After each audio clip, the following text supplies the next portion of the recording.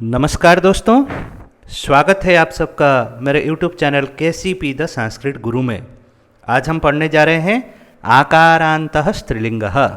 आकारांतः स्त्रीलिंगः षष्ठी कक्षा का द्वितीय पाठ है। शब्द परिचय 2 के अंतर्गत आकारांत स्त्रीलिंग जो विषय वस्तु आता है, तो आज हम देखते हैं कि आकारांत स्त्रीलिंग हम किसे कहते हैं और आकारांत स्त्रीलिंग में क्या क्या विषय होते हैं, उसमें किस तरह से हम संस्कृत में प्रयोग करते हैं। तो सबसे पहले देखते हैं किम नाम आकारांतः स्त्रीलिंगः। तो देखिए दोस्तों, किम नाम आकारांतः स्त्रीलिंगः अर्थात हम आकारांतः स्त्रीलिंगः किसको कहते हैं। सबसे पहले हम देखते हैं आकारांत किसे कहते हैं। जिस शब्द के अंत में आ की मात्रा हो, आकार हो, उसको हम आकारांत शब्द कहते हैं। तो इस तरह से आपको समझ में आया होगा कि जिस शब्द के अंत में आ की मात्रा होती है उसको हम आकारांत शब्द कहते हैं। यथा बालिका शब्द है।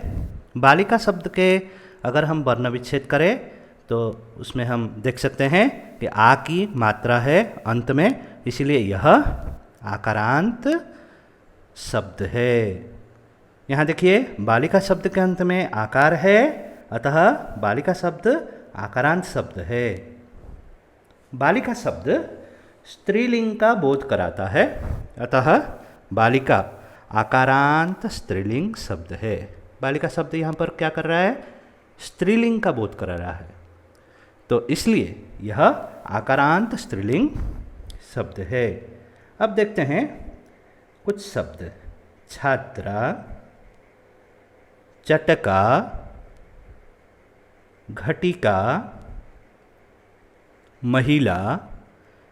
इस तरह से इन शब्दों को देखिए, इनके वर्ण विच्छेद करने पर इन सभी शब्दों के अंत में आ की मात्रा है, इसलिए ये सारे शब्द आकारांत शब्द हैं और ये सारे शब्द स्त्रीलिंग को समझाते हैं, इसलिए इनको हम आकारांत स्त्रीलिंग शब्द कहते हैं। अब चलते हैं दोस्तों आकारांत शब्द के कुछ परिचय प्राप्त करते हैं। अब देखिए आकारांत स्त्रीलिंग शब्द एक एक जानते हैं। चित्र में देखिए बालिका। दूसरा चित्र देखते हैं, ये कौन है? छात्रा। अब देखिए चटका, गौरैया, चटका। ये देखिए गायिका। अब देखते हैं दोला। दोला जिसको हम झूला कहते हैं, दोला। लता। ये देखिए माला। अन्य एक शब्द देखते हैं नौका। इस प्रकार महिला, मक्षिका। इस तरह से ये कुछ आकारांत स्त्रीलिंग शब्द है जिनके आपको परिचय दिया गया। तो इस तरह से अनेक आकारांत स्त्रीलिंग शब्द है जिनका आप ध्यान रख के पता कर सकते हैं कि वो आकारांत स्त्रीलिंग शब्द ही है। तो इस तरह से आकारांत स्त्रीलिंग शब्दों के आपको परिचय प्राप्त कराया गया। अब देखते हैं आकारांत स्त्रीलिंग शब्दों के कुछ रूप, किस तरह से एकवचन, द्विवचन और बहुवचन में उनके रूप चलते हैं। तो देखिए एकवचन, द्विवचन, बहुवचन में हम एक एक आकारांत शब्द के रूप देखते हैं। छात्रा, छात्रे, छात्राः। इस तरह से लता, लते, लताः।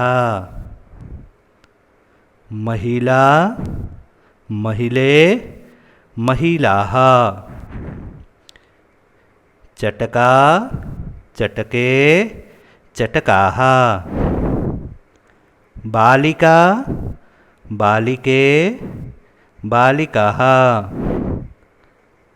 इसी तरह गायिका, गायिके, गायिकाः। और शब्द देखते हैं नायिका, नायिके, नायिकाः। धाविका, धाविके, धाविकाः। चालिका, चालिके, चालिकाः। इसी तरह मापिका, मापिके, मापिकाः। अन्य एक शब्द है मक्षिका, मक्षिके, मक्षिकाः।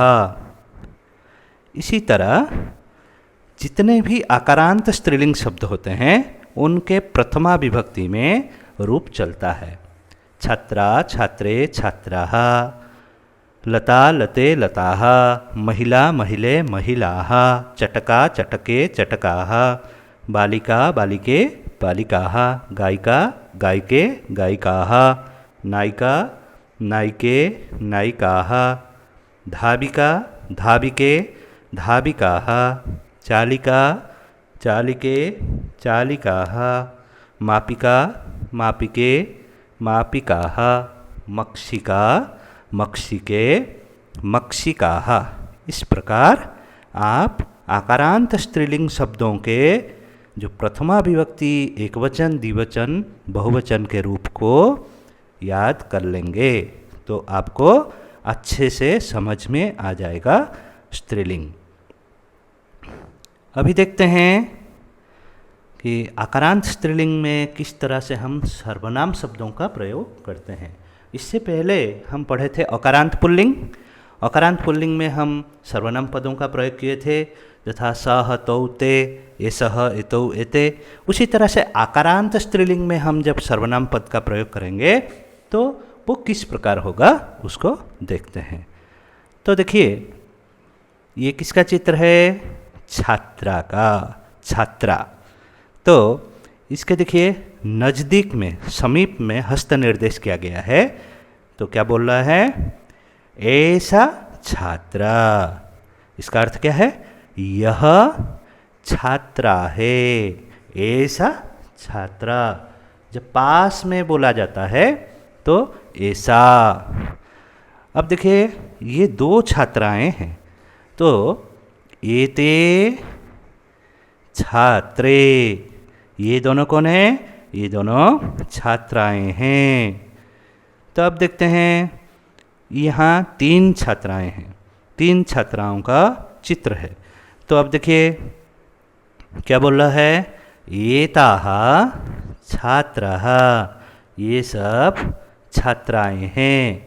इसी तरह से जब पास में स्थित किसी स्त्रीलिंग व्यक्ति या वस्तु विशेष को हम सूचित करते हैं तब ऐसा, एते, एताः इस तरह से हम प्रयोग करेंगे। यथा ऐसा छात्रा, एते छात्रे, एताः छात्राः। तो इसी तरह से मान लीजिए बालिका शब्द हो तो ऐसा बालिका, एते बालिके, एताः बालिकाः। हम इस प्रकार से बोलेंगे। जब किसी दूर के वस्तु को या व्यक्ति विशेष को हम स्त्रीलिंग में सर्वनाम प्रयोग करेंगे तो उस समय किस तरह से हम प्रयोग करेंगे आगे देखते हैं। तो देखिए यहाँ देखिए छात्रा है, यहाँ भी छात्रा है, लेकिन इसके लिए हम दूर से हस्त निर्देश कर रहे हैं। दूर से जब हस्त निर्देश करेंगे तो बोलेंगे सा छात्रा। यहाँ पर देखिए सा छात्रा। हम दूर से जब बोलते हैं तो सी बोलते हैं या दैट बोलते हैं। तो उसी तरह से यहाँ पर संस्कृत में हम क्या बोलेंगे? सा छात्रा, वह छात्रा है। अब देखिए 2 छात्राओं का चित्र है। तो जब 2 छात्राएं हैं तो हम दूर से हस्त निर्देश करके पूछेंगे, बोलेंगे तो क्या बोलेंगे? ते छात्रे, वे दोनों छात्राएं हैं। तो इस तरह से जब अनेक छात्राएं होंगी तो हम क्या बोलेंगे? ताः छात्राः, वे सब छात्राएं हैं। इस तरह से हम पास में किसी स्त्रीलिंग वस्तु या व्यक्ति विशेष को जब सूचित करेंगे ऐसा, एते, एताह कहेंगे, और दूर में स्थित किसी वस्तु या व्यक्ति विशेष को जब हम स्त्रीलिंग में सूचित करेंगे, सर्वनाम पद प्रयोग करेंगे उसके लिए, तो सा, ते, ताह इस तरह से प्रयोग करेंगे। तो समझता हूँ आपको ये समझ में आया होगा। तो आगे देखते हैं कि किस प्रकार हम स्त्रीलिंग में प्रश्न निर्माण कर सकते हैं। हम जैसे पूछते हैं ये कौन है, ये दोनों कौन हैं, ये सब कौन हैं, वह कौन है, वे दोनों कौन हैं, वे सब कौन हैं। तो संस्कृत में हम जब स्त्रीलिंग पद के लिए इस तरह से प्रश्न करेंगे तो किस तरह से पूछा जाएगा देखते हैं। तो देखिए, चलिए दोस्तों समझते हैं। देखिए यहाँ पे चित्र किसका है, एक गायिका का। गायिका के पास में हस्त निर्देश करके पूछा जा रहा है कि ऐसा का अस्ति, ऐसा का अस्ति, यह कौन है। तब उत्तर क्या आ रहा है, ऐसा गायिका अस्ति, यह गायिका है। अब देखिए यहाँ पे दो चित्र है, गायिकाएं हैं, दो चित्र हैं। तो एते के स्तः, ये दोनों कौन हैं। तो एते गायिके स्तः, ये दोनों गायिकाएं हैं। अब उसके बाद वाला चित्र देखते हैं। यहाँ देखिए 3 गायिकाएं हैं, 3 गायिकाओं का चित्र है। तब सवाल क्या पूछा जा रहा है, एताः काः सन्ति, ये सब कौन हैं। ये देखिए तीनों चित्रों में चित्र के समीप हस्त निर्देश किया गया है। तो हमारा सवाल क्या आ रहा है, ऐसा का अस्ति, एते के स्तः। अब जब बहुवचन में हम सवाल कर रहे हैं क्या करेंगे, एताः काः सन्ति, ये सब कौन हैं। तो सवाल का जवाब क्या आ रहा है, एताः गायिकाः सन्ति, ये सब गायिकाएं हैं। तो इस प्रकार हम ये समीप से जब प्रश्न पूछेंगे इस तरह से पूछेंगे। अब जब दूर से किसी व्यक्ति या वस्तु के लिए सवाल करेंगे तो किस तरह से करते हैं देखते हैं। तो देखिए सबसे पहला जो चित्र है, चित्र देख के आप पहचान लिए होंगे। तो देखते हैं, दूर से हस्त निर्देश है और पूछा जा रहा है सा का अस्ति, वह कौन है। तो जवाब क्या आ रहा है, सा बालिका अस्ति, सा बालिका अस्ति, वह बालिका है। अब देखिए 2 बालिकाएं हैं। तो सवाल क्या पूछा जा रहा है दूर से, ते के स्तः, वे दोनों कौन हैं। तो जवाब देखिए, ते बालिके स्तः, वे दोनों बालिकाएं हैं। इस तरह से जवाब आपको देना है। सवाल होगा सा का अस्ति, तो उत्तर में आप क्या बोलेंगे, सा बालिका अस्ति। मान लीजिए छात्रा है, सा छात्रा अस्ति। मान लीजिए लता है, सा लता अस्ति। तो अभी जवाब क्या प्रश्न क्या हुआ, ते के स्तः, यहाँ पे 2 बालिकाएं हैं इसलिए जवाब क्या देंगे आप, ते बालिके स्तः। इस तरह से अब देखते हैं बहुवचन में क्या है। यहाँ देखिए 3 बालिकाओं का चित्र है, दूर से हस्त निर्देश करके पूछ रहा है ताः काः सन्ति, वे सब कौन हैं। तो उत्तर में बोला जा रहा है ताः बालिकाः सन्ति, वे सब बालिकाएं हैं।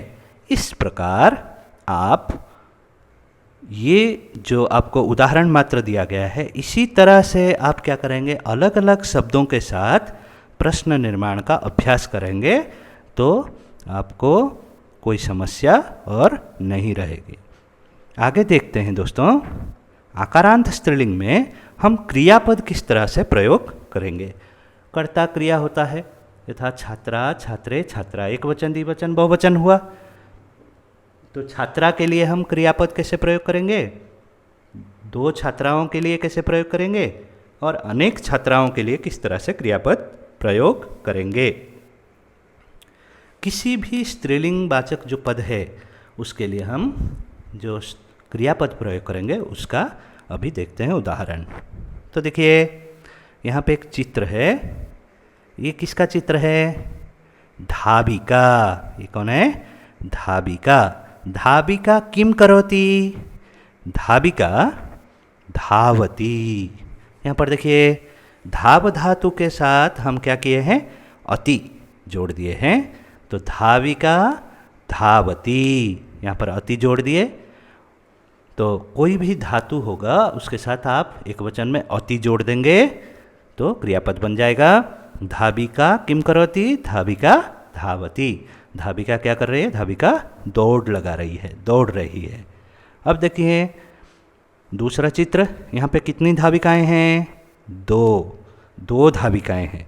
तो धाविके किम कुरुतः, दोनों धाविकाएं किम कुरुतः क्या कर रही हैं, तो धाविके धावतः, यहाँ पर दोनों धाविकाएं क्या कर रही हैं, दौड़ रही हैं।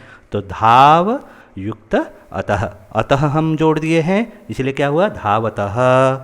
तो इसी तरह बहुवचन में देखते हैं, यहाँ पे देखिए 3 धाविकाएं हैं, ये 3 धाविकाएं क्या कर रही हैं, दौड़ रही हैं।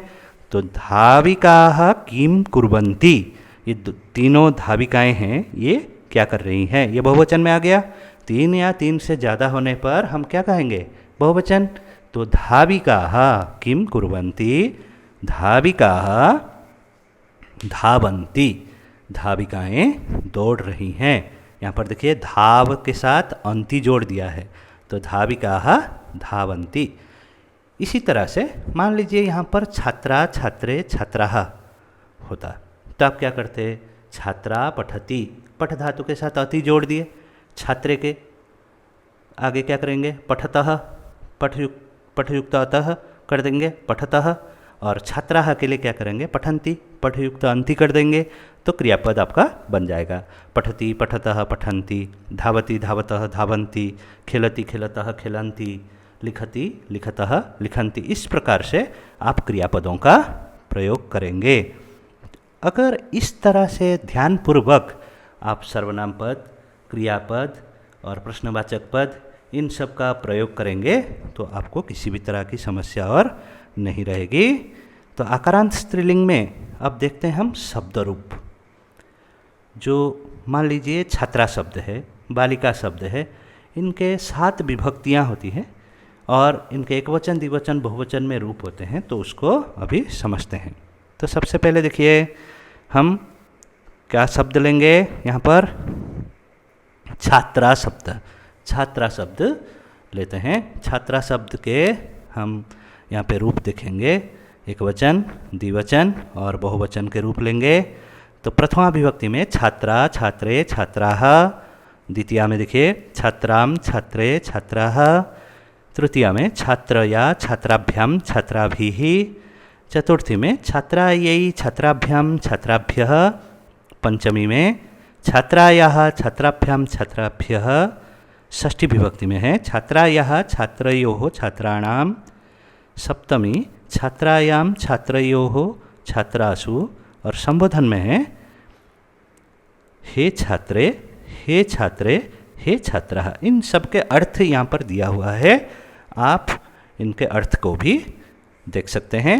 यथा छात्रा अर्थात एक छात्रा ने, छात्रे अर्थात दोनों छात्राओं ने, छात्राः अर्थात अनेक छात्राओं ने, द्वितीया में एक छात्रा को, दोनों छात्राओं को, अनेक छात्राओं को, तृतीया में एक छात्रा के द्वारा, दोनों छात्राओं के द्वारा, अनेक छात्राओं के द्वारा, चतुर्थी में एक छात्रा के लिए, दोनों छात्राओं के लिए, सभी या अनेक छात्राओं के लिए, पंचमी में एक छात्रा से, दोनों छात्राओं से, अनेक छात्राओं से, और षष्ठी के अर्थ क्या होगा, एक छात्रा का, दोनों छात्राओं का और अनेक छात्राओं का, सप्तमी में एक छात्रा में, दोनों छात्राओं में, अनेक छात्राओं में, और संबोधन का अर्थ होता है हे, अरे ये जो संबोधन हम दूसरों को करते हैं, तो हे छात्रा, हे दोनों छात्राएं, हे सभी छात्राएं।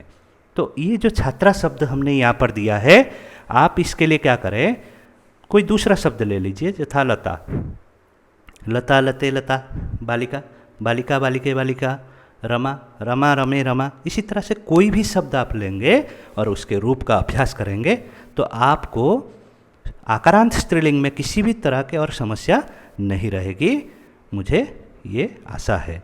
तो इस तरह से आप मन लगाकर पढ़ते रहिए। आगे फिर हम मिलेंगे अकारांत नपुंसक लिंग के साथ। अकारांत नपुंसक लिंग के जो पाठ है उसको लेकर हम आगे उपस्थित होंगे।